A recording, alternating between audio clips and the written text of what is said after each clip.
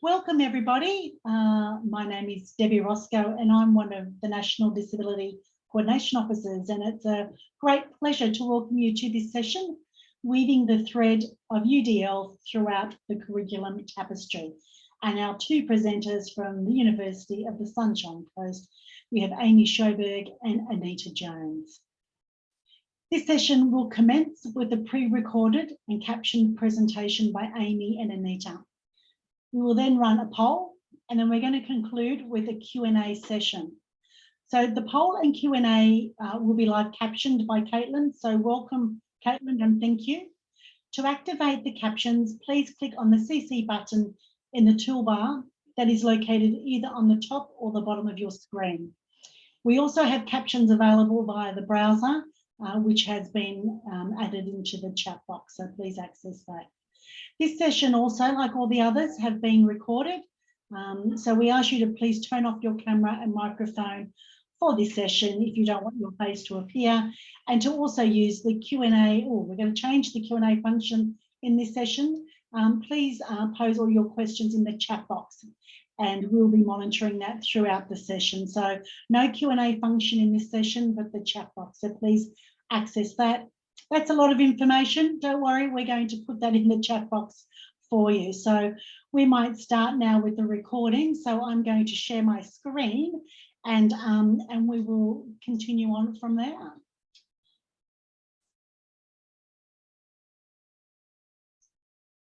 So thank you, everybody. Oh, wrong one. Are we all able to see that? Okay. You press the right button.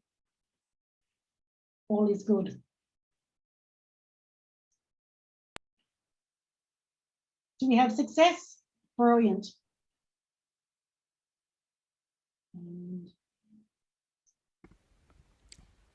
Welcome to the evolving UniSC UDL tapestry. This is the story of initiatives that have, both through individual effort and organisational design, woven threads of universal design for learning into the fabric of learning and teaching at UniSC over the past decade. We are Anita Jones and Amy Sjoberg, and we work within the Centre for the Support and Advancement of Learning and Teaching, CSALT, at UniSC. Our 5 campuses spread across 250 kilometres of Butchulla and Gubbi Gubbi country in southeast Queensland. The format of this presentation is a recorded video story followed by a live question and answer session. We're interested not only in your questions, but in your UDL story and organisational maturation towards inclusive design. Our story starts a decade ago and traces the evolution of universal design for learning at UniSC through organisation-wide initiatives. We'd like to point out that UniSC has achieved 5-star ratings for teaching quality for 13 successive years. That's evidence that our teaching staff have provided engaging, learner-centred experiences for more than a decade, sustaining a high level of student satisfaction. So in telling this story from the perspective of our support roles, we also want to recognise the quiet practice of individuals and teaching teams who are simply just getting on with it, embedding inclusive design into curriculum without any fanfare. The initiatives we present today have and will continue to support individual and organisation-wide universal design for learning and build on our communities of practice. We'll conclude our story with our key learnings and next steps as guided by a UDL maturity rubric. We'll then invite you in question time to use the same rubric to determine what your next steps might be. This diagram shows a timeline of the initiatives, each one incrementally strengthening awareness, capability, practice, and recognition for UDL at UniSC.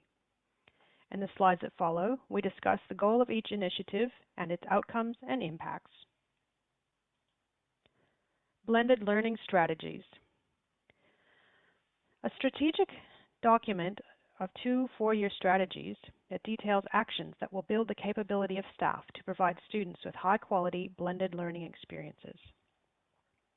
The goal, as this slide shows the blended learning strategy vision, the strategy was aligned to the academic plan to, quote, increase the provision of online, blended, and flexible learning offerings in order to meet the needs of diverse and distributed student cohorts."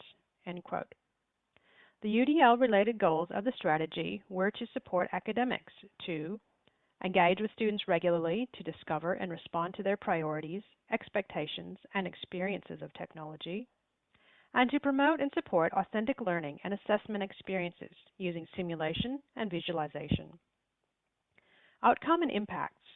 2013 was a big year for learning and teaching, as the release of this strategy was bolstered by some significant investment in campus and online learning and teaching resources. One was the opening of a new collaborative teaching space, a tiered room with clusters of tables, individually wired with audiovisual equipment to promote active learning.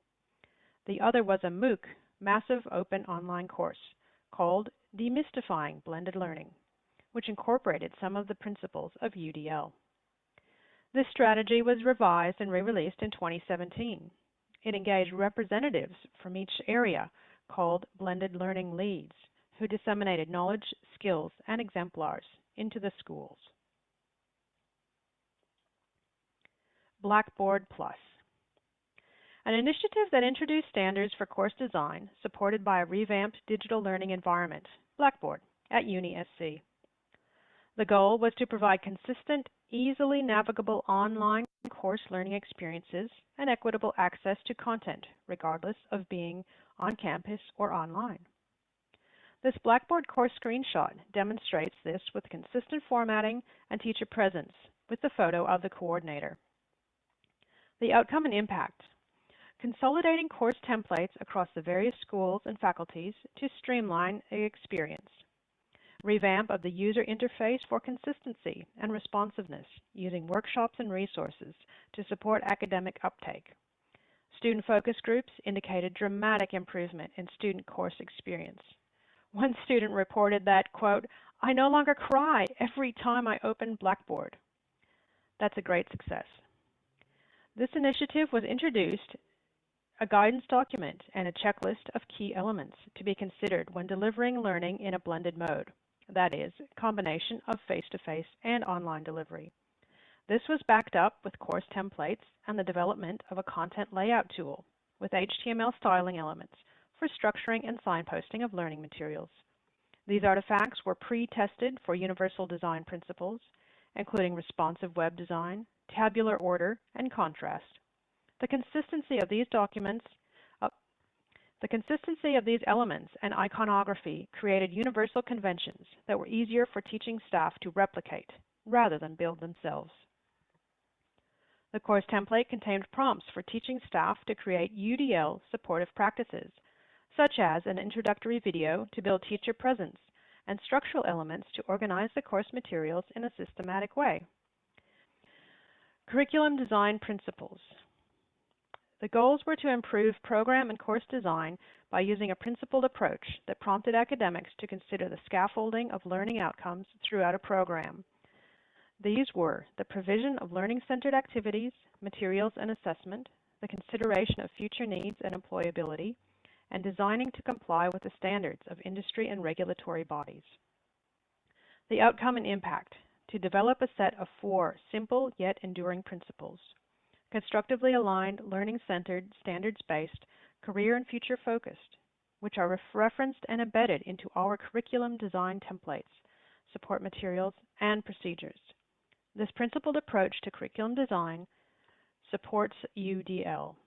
The Learning Center principle ensures curriculum design considers diverse learners, their needs, and their context. The standards-based principle encourages compliance with standards, such as accessibility via WCAG 2.0 AA. The Technology-Enhanced Learning and Teaching Framework. This is a standards-based framework for academics to self or peer evaluate their courses to identify areas for improvement. The goal was to support academics pivoting to online learning during the pandemic with a tool to self or peer assess their course against online learning standards, aiming to bridge the gap between blended learning and fully online learning environments. This provided accreditation pathway to TELAS certification. The outcome and impact. Adapted the ASCII TELUS framework and created a standard checklist, which included UDL elements, such as giving students a variety of learning materials, activities, and assessment tasks. Here on the slide, we show examples of this, with a course offering a choice in assessment topics and using a podcast as an alternative for learning materials. It also provided academics a recognition pathway for TELUS certification. This is best used in self or peer assessment format. This was adopted for the Canvas implementation and later another project, Advancing the Student Course Experience, as a foundation document for course quality and recommendations for enhancing learning materials. The Canvas Learning Management System and Ally toolset. The goal was to provide a contemporary, accessible and highly usable feature-rich learning management system. The outcome and impact. Canvas was designed for web and mobile, so students can access their learning environment in different contexts or locations. It provides a variety of ways to engage with learning materials, collaborate with teachers and peers, and control and personalize settings such as their profile and notifications.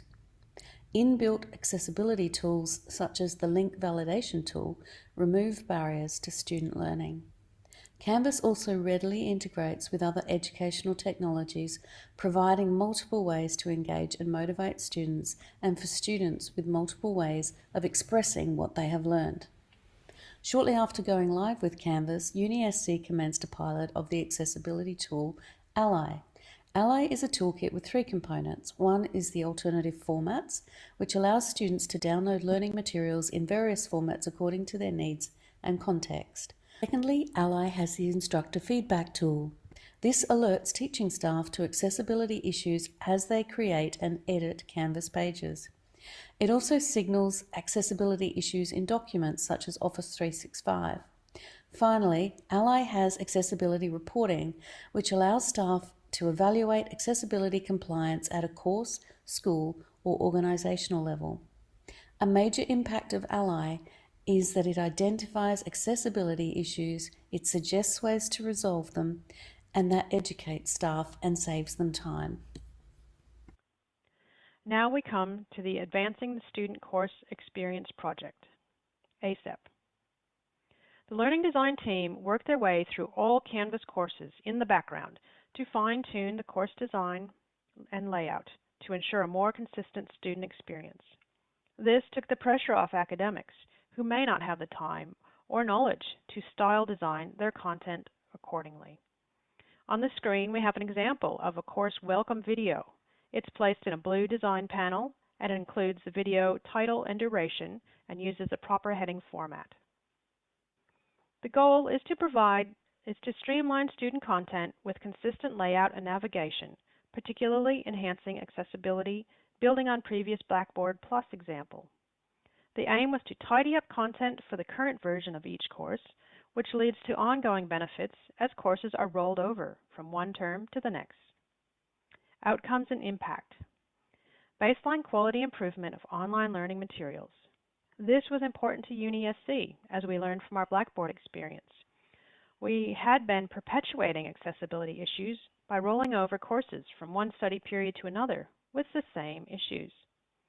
It all demonstrates what best practice looks like, with the intention that academics continue to develop materials following the standard. As you can see from our story, each initiative has been woven into our practice, and we have matured as an organisation in our approaches to inclusive design. This organisational maturation is also evident in our revised UniSC strategic mission of enriching our regions, connecting with our communities, and creating opportunities for all. We also have 4 of our 7 values which support equity, diversity, and inclusion. They are: advocate for equitable access to education and knowledge, recognise and embrace diversity and inclusion, commit to fair and ethical behaviour, respect our people, our communities, and their potential. While we know our initiatives of the last decade and our strategic plan have us heading in the right direction, we also know our inclusive design story is far from over. To gauge how far we have come and where we go to next, we sought out a UDL maturity model. but we couldn't find one for higher education. So we created our own, based on generic organisational maturity theory.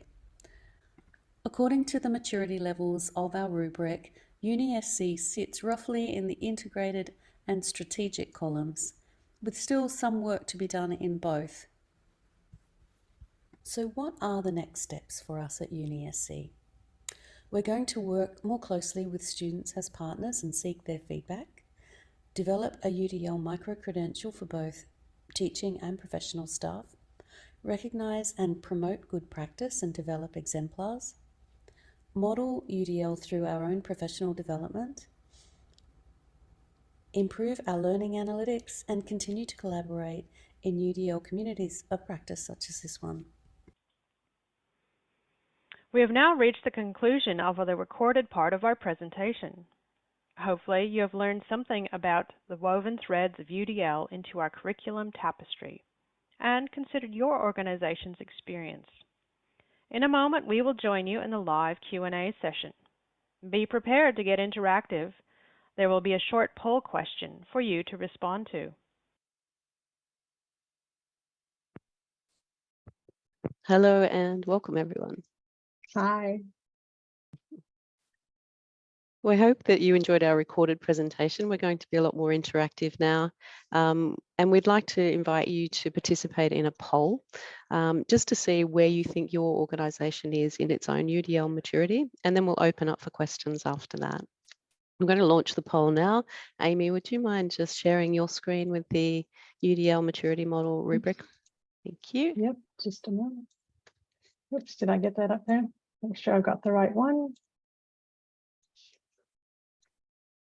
Okay, can you see my maturity model? Yes, yes, I'm able. Okay, Yes. that's great. So I'm just going to read this out as you consider what your level might be. Informal. At this stage of a maturity model, the organization has little to no capabilities.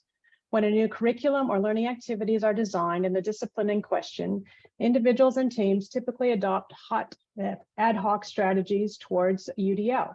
Therefore, sorry, I'm moving my screen here, results are inconsistent and have limited impact on learners. For the emerging level, the lowest level of competency. Typically at this stage, competencies and consistent practices are beginning to emerge through individual staff or small teams, but not implemented, standardized across the organization. And I can see we've got a number of people responding there. Anita, do you want me to continue reading that? Yes, please, if you wouldn't mind. Sure. Integrated level. UDL is integrated into professional development and capabilities, standardized processes, defined best practices, and so on. Organizations at this level have begun to codify and ensure that best practices are implemented. Strategic level. UDL processes have been aligned with organizational strategy. UDL practices are implemented consistently across the organization and managed quantitatively. And finally, we come to the fully optimized level. Teaching and support staff have reached full competency in UDL, and it is standardized best practice across the organization. UDL is integrated into the organization's overall strategy and its continuous improvement processes. UDL optimized learning experiences deliver tangible impacts on learner success. Thank you. Thank you, Amy. We've had about 58 participants, no, 62 respond. I'll just give you a little bit longer. For those that have already responded, perhaps have a think, if you were in Tom Tobin's plenary earlier, what might the +1 be for either yourself or your organisation, if you are in a support department like us, that you think you could have, maybe an initiative or a small change. Because as you can see, this is kind of 10 years of incremental threads that we have woven together to get to this point. All right, I might share those results. We've got about 70% of participants who have responded. Thank you very much. I'm going to end the poll and share that with you. So can you see that okay? So it looks like there's quite a lot of us that are sitting around that emerging. I think there's some awareness that's happening. Would you like to then share in question time perhaps what you think your next steps might be towards some initiatives or some personal changes that you might make in a +1 type of manner?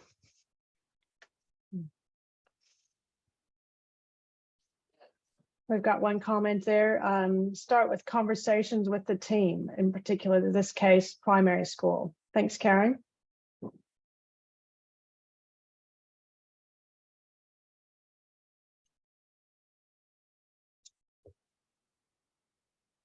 Anita, we mentioned, right, go ahead. I was say we mentioned a couple of things that we would be doing next in our presentation. Let's see what we've got. Explicitly modeling when we work with other staff to see how we are using UDL. Thank you, Kat. And implement a quality framework in higher education. Thanks, Martina. That's a great one. All right, well, we might take questions as well. Is there anything specific that you'd like to ask about the way that UniSC has implemented these initiatives over time? We're quite happy to share your audio so that you can speak to the group if you would like.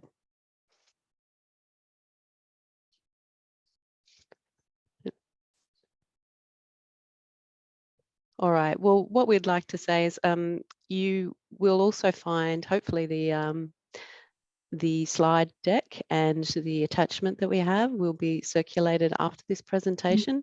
There is a rubric with a self-assessment model as well as the organisational model, and our contact details if you would like to contact us about any questions that you might have. That's brilliant. Thank you. There is one more question in there if we have a moment. About the Canvas has its inbuilt accessibility checker. What additional features does Blackboard Ally integration provide? That's an excellent question. Thanks, Charmaine. Anita, do you have a moment for that one? Yes, I do. I'll quickly answer that, Debbie. Yeah, so it does have a similar to the accessibility checker that Canvas already has, but it goes a lot deeper. And there's 3 main areas of functionality. The students, probably the most benefit to the students is the alternative formats. And what we've seen in our recent analysis is that we've had 11,500 downloads of different formats. This is not obviously for people who identify as a disability only, it's for everyone. So they can download things in audio file, for instance, if they're wanting to go to the gym and study.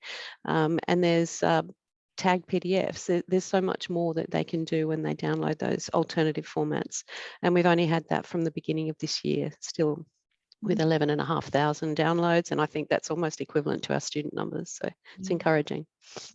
Kat, curious to know more about using podcasts, love them and would like to harness it, wondering what ways. Yes, Amy, would you like to answer that one because you've seen that used, haven't you?